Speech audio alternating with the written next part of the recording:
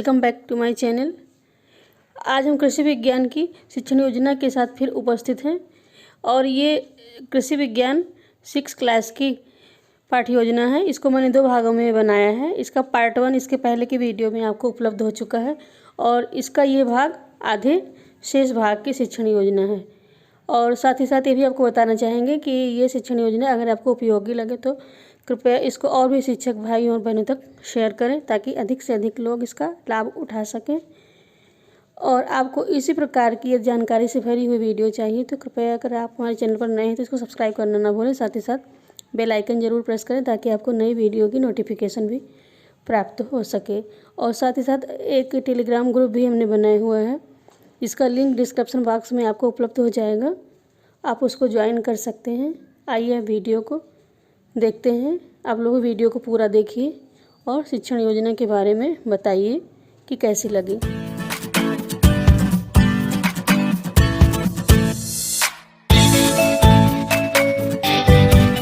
शिक्षण योजना बनाने के लिए 4 कॉलम खींचे हैं। पहले दिनांक, कक्षा, विषय और समय। तो इसमें दिनांक पढ़ाने की दिन की डाली जाएगी, जिस दिन इस शिक्षण योजना को लेकर के कक्षा में जाएंगे इसके अनुसार शिक्षण करेंगे। लर्निंग आउटकम इसके लिए हैं। नंबर 1, जैविक खाद तथा उर्वरक के विषय में जानते हैं और दोनों में तुलना कर सकेंगे।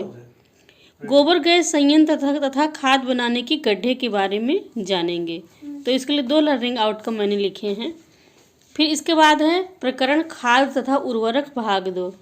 खाद तथा उर्वरक पाठ जो है वो बड़ा था तो हमने उसको 2 भागों में विभाजित किया है और इसका भाग 1 इसके पहले के वीडियो में है, शिक्षण योजना इसकी मिलेगी। और इसका भाग 2 कि हमने ये शिक्षण योजना बनाई है भाग 2 के नाम से, आधे पाठ की भाग 2 के नाम से बनाई है और आधे पाठ की भाग 1 के नाम से। फिर देखिए इसमें शिक्षण सहायक सामग्री क्या है। तो इसके लिए दीक्षा ऐप पर उपलब्ध सामग्री जैविक खाद तथा उर्वरक के अंतर को दर्शाता चार्ट पेपर, गोबर गैस प्लांट का चित्र, पाठ्य पुस्तक, चाक और डस्टर आदि। दीक्षा ऐप पर उपलब्ध सामग्री तो प्रतिदिन जब भी कक्षा में पढ़ाएं बच्चों को सुनवाना अति आवश्यक है, क्योंकि इससे बहुत ही महत्वपूर्ण जानकारी प्राप्त होती है। इसके बाद है अगला, देखिए शिक्षण अधिगम प्रक्रियाएं और गतिविधियां। इसमें भी 4 कॉलम खींचे गए हैं। पहला क्रम संख्या का, दूसरा शिक्षण के चरण का होगा। और शिक्षण के चरण में 3 चरण होते हैं, शिक्षण का आरंभ, शिक्षण का मध्य और शिक्षण का अंत। समय पहले चरण के लिए 5 मिनट है, अनुमानित समय है ये। और आकलन का तरीका प्रश्नोत्तर तथा सहभागिता रहती है। तो पहला चरण आरंभ होता है शिक्षण का आरंभ। इसमें शिक्षिका कक्षा में प्रवेश करती हैं और बच्चों के साथ बातचीत आरंभ करती हैं। बच्चों के साथ बातचीत करना अति आवश्यक है। इस प्रकार बच्चे स्वच्छंद अभिव्यक्त करते हैं और उनको बोलने में कोई भी हिचकिचाहट नहीं होती है। कभी कभी होता है बच्चे कक्षा में उत्तर जानते हुए भी नहीं बता पाते हैं या बोलने की हिम्मत नहीं रखते, तो वो वैसा वातावरण नहीं होना चाहिए। इसके लिए शिक्षक अथवा शिक्षिका को बच्चों के साथ बातचीत करना आवश्यक होता है। तो इसके और इसमें आकलन का तरीका प्रश्नोत्तर तथा सहभागिता है। अब देखिए शिक्षिका बच्चों से पूछती हैं खाद का क्या महत्व है। तो बच्चे कुछ भी संभावित उत्तर दे सकते हैं, लेकिन बच्चे पहले इसके आधे भाग में पढ़ चुके हैं, जान चुके हैं। तो बताते हैं पौधों को पोषण मिलता है, पौधे बड़े होते हैं उससे। फिर दूसरा प्रश्न पूछती हैं जानवरों के गोबर का क्या किया जाता है। तो बच्चे बताते हैं उससे खाद बनाई जाती है, उपले ही बनाए जा सकते हैं क्योंकि उनके यहाँ उपले ही बनाए जाते हैं, जानवर पाले जाते हैं। उस गोबर का उपयोग उपले या कंडे बनाने के लिए किया जा सकता है। इस प्रकार शिक्षिका उद्देश्य कथन करते हुए कहती हैं कि आज हम खाद तथा उर्वरक नामक पाठ का शेष भाग पढ़ेंगे। इसके पहले आधा भाग पढ़ चुके हैं और आज आधा बचा हुआ भाग पढ़ेंगे, इसलिए कहती हैं कि शेष भाग पढ़ेंगे। फिर इसके बाद दूसरा चरण आरंभ होता है शिक्षण के मध्य में। शिक्षिका बच्चों से पाठ को पुस्तक में खोलने के लिए कहती हैं, पाठ का वाचन करती हैं और जैविक पदार्थों का मृदा एवं पौधों पर प्रभाव इसके बारे में बताती हैं, उनको समझाती हैं। आकलन का तरीका प्रश्नोत्तर तथा सहभागिता रहती है, बीच बीच में प्रश्न भी पूछती रहती हैं। बच्चे सहभागिता के साथ संलग्न रहते हैं।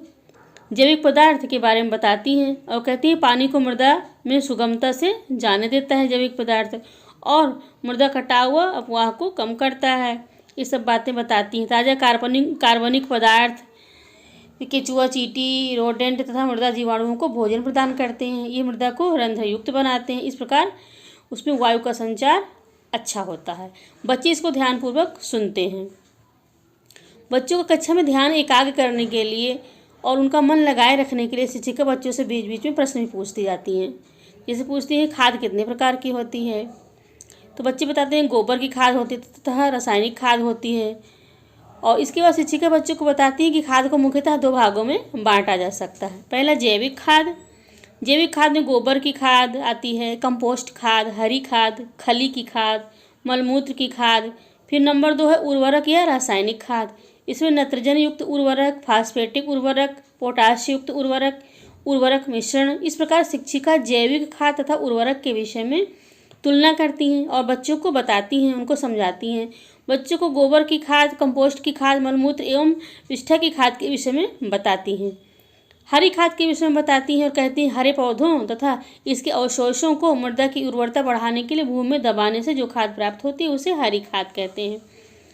हरी खाद बनाने के लिए 2 विधियों का प्रयोग करते हैं। नंबर 1, खेत में फसल को उगाकर उसी में जोत देते हैं खाद को। फिर दूसरा है उगाए जाने वाले स्थान से दूर खेत में हरी खाद को बनाते हैं। बच्चे ध्यान से सुनते हैं और बच्चों को यह सब चीज़ अत्यधिक रुचिकर लगती है। शिक्षिका बच्चों को खली की खाद तथा गोबर गैस संयंत्र के विषय में भी बताती हैं, उसके लाभ के विषय में बताती हैं। बच्चों को चार्ट पेपर पर बनाया गया गोबर गैस संयंत्र का चित्र भी दिखाती हैं और यदि उपलब्ध हो तो शिक्षक अथवा शिक्षिका उसको ले जाकर दिखा भी सकते हैं बच्चों को। फिर वर्मी कंपोस्ट और बिछाली अथवा बिछावन के बारे में बताती हैं। बच्चे ध्यान से सुनते रहते हैं और बीच बीच में खुद प्रश्न भी पूछ सकते हैं। जैव उर्वरक तथा उर्वरक के विषय में बताते हैं, तुलनात्मक अध्ययन करती हैं। और इसके बाद गतिविधि का समय आता है।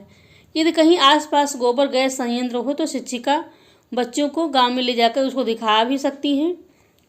और दूसरी गतिविधि फिर होती है, अगर ना ले जाकर ऐसे संभव न हो कि कहीं संयंत्र हो तो उसको चार्ट पेपर पर दिखा ही दिया है और फिर उसके विषय में और बातें कर सकते हैं, डिस्कस कर सकते हैं, या चित्र बनाने के लिए कहा जा सकता है कि उसका गोबर गैस संयंत्र का चित्र बनाइए। फिर दूसरी गतिविधि है तो बच्चों को 2 के समूह में विभाजित करके जैव उर्वरक तथा उर्वरक के मध्य अंतर करने का कार्य दे सकती हैं। इसके बाद तीसरा चरण आता है शिक्षण के अंत में। शिक्षिका बच्चों को पाठ का वाचन करने के लिए कहेंगे, साथ ही साथ प्रश्न भी पूछती हैं और इसके लिए अनुमानित समय 5 मिनट है। प्रश्नोत्तर तथा सहभागिता इसके आकलन का तरीका रहता है। शिक्षिका बच्चों से पूछती हैं खली की खाद कैसे बनती है और बच्चे इसका उत्तर बता पा रहे हैं क्योंकि उन्होंने पाठ को ध्यान से सुना है। और इसके बाद वर्मी कंपोस्ट का क्या अर्थ है, इसका भी उत्तर बच्चे बताते हैं। शिक्षिका इन प्रश्नों को स्वयं पढ़कर लिख सकती हैं। फिर इसके बाद आता है अगला प्रश्न, जैविक खाद किसे कहते हैं, सूक्ष्म पोषक तत्व किसे कहते हैं, उनके नाम लिखिए। फिर गृह कार्य का चरण आता है, खाद के रूप में प्रयोग की जाने वाली 3 खलियों के नाम लिखिए। नंबर 1 का प्रश्न होता है। नंबर 2, पशुओं के नीचे बिछाई जाने वाली वानस्पतिक सामग्री को क्या कहा जाता है। फिर नंबर 3 पर हरी खाद को परिभाषित कीजिए। इसके बाद स्व आकलन का चरण आता है। शिक्षिका स्व आकलन करने के बाद यह निष्कर्ष पाती हैं कि इस निष्कर्ष पर पहुंचती हैं कि बच्चों ने पाठ को समझ लिया है क्योंकि वो पूछे गए प्रश्नों को बता पा रहे हैं और इसके बाद आगामी पाठ को भी वो अच्छे से सुनेंगे, ऐसा उनका विश्वास रहता है। फिर है आगामी कार्य योजना। अगले पाठ की शिक्षण योजना तैयार करती हैं शिक्षिका, आगामी कार्य योजना में करेंगी और बच्चों में कराई जा सकने वाली गतिविधियों पर विचार करेंगी। बच्चों के द्वारा किए गए उत्तर पुस्तिकाओं में कार्य का मूल्यांकन करेंगी। इस प्रकार यह शिक्षण योजना यहीं संपन्न होती है। आप सबका वीडियो देखने के लिए बहुत बहुत धन्यवाद। फिर मिलेंगे नई जानकारी से भरी हुई वीडियो के साथ। तब तक के लिए नमस्कार।